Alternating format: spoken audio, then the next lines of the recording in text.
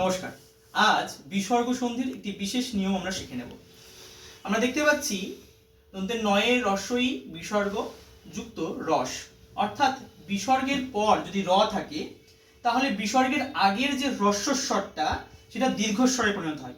অর্থাৎ আমরা দেখতে পাচ্ছি বিসর্গ, তারপরেই কি আছে র, তাহলে বিসর্গের আগে হ্রস্বস্বর কি ছিল রস্ব ই, এই রস্বইটা দীর্ঘ ইতে পরিণত হবে, অর্থাৎ দন্তের নয়ে দীর্ঘ ই র দন্তেশ্ব। ঠিক একই রকম ভাবে আমরা দেখতে পাচ্ছি দন্তের নয়ে রস্বই বিসর্গ নি যুক্ত রক্ত, বিসর্গের পর র আছে, সুতরাং বিসর্গের আগের হ্রস্বস্বরটা দীর্ঘস্বরে পরিণত হচ্ছে, অর্থাৎ দন্তের নয়ে দীর্ঘ ই হয়ে গেল। ঠিক একই রকম ভাবে বিসর্গের আগে রস্ব উ আছে, এই রস্ব উটার পরেই কিন্তু আমরা দেখতে পাচ্ছি রস্বর পর বিসর্গ, এই বিসর্গের পরে র পাচ্ছি, রোগ, আগে র উচ্চারিত হচ্ছে।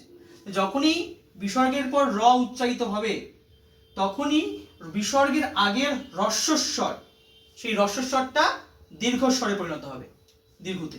হ্রস্বস্বর কোনগুলো? হ্রস্বস্বর হলো হ্রস্ব ই এবং হ্রস্ব উ, এই দুটি কিসে পরিণত হবে? দীর্ঘ ই এবং দীর্ঘ উ আকারে। এগুলো আমরা জানি আকার, এবং এটার এই আকারে পরিণত হবে। ধন্যবাদ।